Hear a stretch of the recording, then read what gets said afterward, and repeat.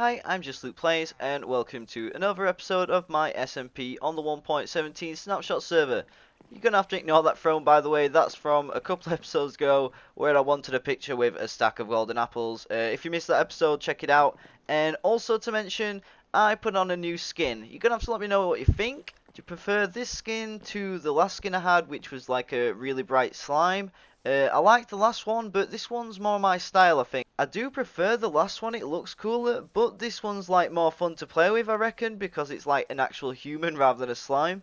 But let me know in the comments, and I'd appreciate that. If you missed last episode, I recommend you do go check it out. We actually linked up with all the other players on the server, and we actually got our first PvP kill. It wasn't anything too interesting. I mean, I feel bad for the guy. I didn't even mean to kill him. I thought he would survive the 3 hits I hit him with. But I did repay him with some of my golden apples, since though I had a stack. I'm now down to 46, but we can always get more in the future. And I also checked out their bases where they had a giant villager farm. So one episode we are going to take all our emeralds back to their base, and we're going to do all the trades we need to get all the books we need. For now, the player I met up with gave me these books, so what we're going to do is enchant a bow at level 30. What we're looking for on the bow is punch, because these will obviously be everything else we need, and we're just going to see what we get. First things first, we've got to rebuild the bookshelf because a creeper exploded. Should not be a problem. Yeah, we've got plenty of sugarcane. And we've got plenty of leather from our cow farm, which another episode we're going to turn into a McDonald's, because right now it's just a bit standard. Obviously, you need to turn it into the paper first. There we go. And a stack will be enough. Let's get some wood. And as you can see, when we were hunting for a stack of apples, we came across a lot of wood. Don't really need this many bookshelves, but you know what? I'm going to make them just because. I'll use them as decoration down the line as well. But there we go. Back up to level 30. And it's coming with punch too, which is excellent. That's what we wanted, because that's not on the books. And I think punch and a bow is very helpful, because if you're going for long range kills, it doesn't matter that you knock them back. And let's say if they're about to hit you, punch actually really helps. We're going to get some lapis out and do the enchant. And from there, we're going to combine stuff in an anvil. What will it come with? Nothing other than punch 2. You know what? While we're so close to level 30, it's just a few village trades away. We'll actually go and make some more bows. So I placed one block to turn it from level 30 to level 26. And if I use a book, it's actually showing me Feather Falling 4, which is something we actually really need. Probably get this from trading with the villagers at my friend's base. But I want to throw it on now because fall damage is probably like the main way I'm going to die. It's not like any mobs cause a problem to me when I'm in half protection 4. We're going to have to replace our armor at some point, but when we do, we're going to have all the books to make them absolutely perfect sets. But that's for another time, because it requires going through the nether a few thousand blocks to get to my friend's base, and we've got other things to do. We're going to leave the bow to the side to actually combine it another day. I'll just put it in here. We'll leave the books we're going to add on, and also the punch 2 we will add on. Every episode we can make a god bow. I'm going to put my ancient debris away. I know right now I could make 1 ingot using 4 gold and 4 of the netherite scrap. However, I'm going to leave that for another day, because I don't really have a thing I want to put it on. Nothing's really got all the enchants on it yet, so the only thing I really want to put it on is my sword, but even then I could make a way better sword, so I'm going to hold on to it for now. But we're going to need a lot of iron, and we're going to make a few of these hoes, because we've got some hoeing to do. We're also going to need a few stacks of dirt. Should be enough. If you didn't see the first episode of where I got started on this crop farm, I recommend you go check it out. But if you haven't seen it, not to worry, I'm going to basically demonstrate it now. One thing I do need is a water bucket. I should really only need a couple of stacks of dirt to finish it off. We got pretty close to finishing the whole thing last time. If you didn't see that episode, by the way, I recommend you go check out the channel and go find it. It's literally part 1 of building the crop farm. This is going to be part 2 of 2. Today we're going to get this whole thing finished. For right now, I'm going to do a demonstration of how it works. By the end of this episode, it's going to be semi-automatic, where at a push of a button, all of these fields of growing crops will all flood to the bottom and be automatically collected. For now, we have to single-handedly harvest it one by one. It's not the biggest of deals. It's literally a case of just placing a bucket, and it should do the rest. I'm only going to do 1 column at a time, because it actually does get quite laggy. And I'll see you when I'm hoeing the rest of the lands. So as I'm harvesting the last of them, as you can see, we ended up getting some beetroots because our villager actually wants some beetroots. It's going to be a lot more emeralds once we start multiplying them. I've got a few holes to patch up and also got to block up the water with a bit of a dirt wall like I've already done on these ones. And then we should be good to go to actually set up the redstone. Ah, quick, get this built before the creeper explodes. Ah, quick, quick. No! Just got a little bit more water to place, and then we should be done after we cover this water trench up. So obviously this is all going to be hoed land, but for these edges, I don't really want mobs spawning on it because, you know, it will trample all my crops.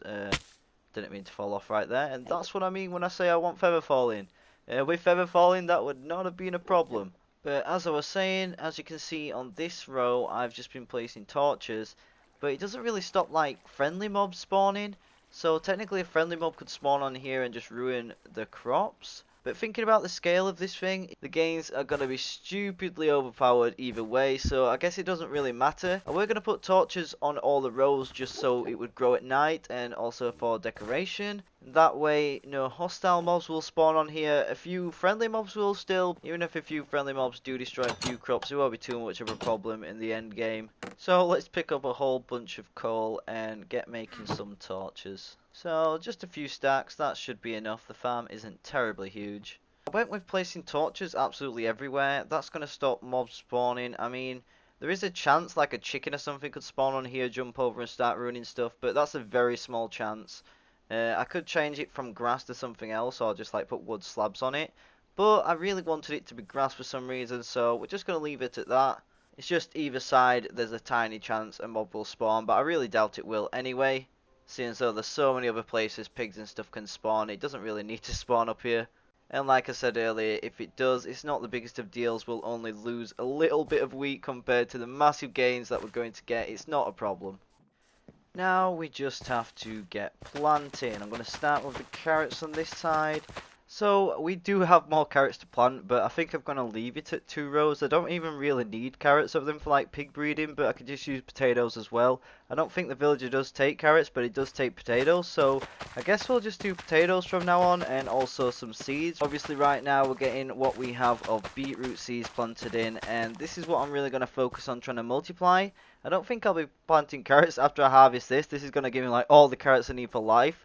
And then I guess we'll do 1 row of potatoes and 1 row of seeds, and then I guess we'll fill this up with potatoes as well, just so we have plenty of potatoes. By the time we got done planting, some of the things we first planted are actually fully grown, but now we get to move on to turning this into a semi-automatic farm so that we don't have to manually break this ever again. Not even sure if we have enough redstone. We might have enough, but it's going to be close. We don't actually have any cobblestone for this, so we're going to be using cobble deep slate. It should still work. It basically is cobblestone. I'm pretty sure it is the bow in the middle. It does not work. Does it work with blackstone? No, you can't make dispensers with anything other than cobble, but let's take something like a furnace. Yeah, you can make it out of blackstone, and yeah, you can make furnaces with cobble deep slate as well. You just can't make dispensers. That's a bit weird, but I guess we'll get some cobblestone. I'll go find a pickaxe. So we're just gonna have to use a bit more of our fortune pickaxe. Probably a stupid idea, but I'm gonna get another better pickaxe down the line anyway. I'm only gonna get a little bit of cobble, and we're not really gonna go mining soon anyway. We have all the diamonds we could ever need. Time to craft up our dispensers. At least I think this is how it goes. So there we go. 1 dispenser. We're actually going to need quite a few of these. I could probably turn it into a design where we do only need 1. However, I think with a few of them it's going to be a little easier because then there'll be less water to spread out across the land. Not sure if I have enough string for this now, but we're going to have to see. Put that to there, and here's some more bows. So this should actually be enough dispensers to make the idea work. Ideally I'd want 1 dispenser per row, but that's going to be too much cobble digging, and it's not really needed if I just redesign it slightly. Right, so I've got set up where I want the water to flow out of. Now we just got to make the collection trough. So that is the trough dug if I show you by breaking this block. and breaking these that I used to climb back out. It's the same on both sides, and it pushes it all to the middle, where I'm going to place signs just like that, and just like that, and then below here there's going to be some hoppers. So in theory, no matter where the seeds fall, they're all going to come to here, and it should fall down and land in here. So we'll do a test with a few blocks. Let's say we throw some dirt in this side. We're going to make our way to the other side and throw some pork chops, and when it gets to the middle it should just sink down. And yeah, it does. So this works perfectly. If it shoots over, it just shoots back again. And then yeah, it's all collected here. So I just need to set up some hoppers, followed by some chests. And I believe this is right next to our cave that we have. Get some chests made. And I believe this is how you make a hopper. Or is it chest? Okay, chest like that. So we've got 6 hoppers here. That should be enough for now. We'll make some chests as well. Make sure we have plenty. So if we get to placing some chests, I'll place one like that, and I'll place one like that. Then we get our hoppers. These ones are going to face straight down into this chest, and then them ones into that chest. I can expand it to have loads of chests so it never overflows, but this will do for now for while we test it. Well, it seems this Enderman underneath my farm has casually block placed and trapped himself. We're going to do him a favour and free him. Not that he gets to live or anything, but at least he's no longer stuck. So I've got started on the redstone. As long as this lever is on, the redstone signal is going to be carried all the way up the farm. And when it reaches the top, it's going to split up into several different directions to reach every dispenser, and it's going to make the dispensers all activate at once. Hopefully this random design I've started doing is going to work, but now we just got to copy that on the other side and then we can test it out. Let's actually see if it works before we copy it onto the other side. So there's a water bucket in each of these. I'm going to fill in the missing redstone, which will simulate the lever only just being flipped on.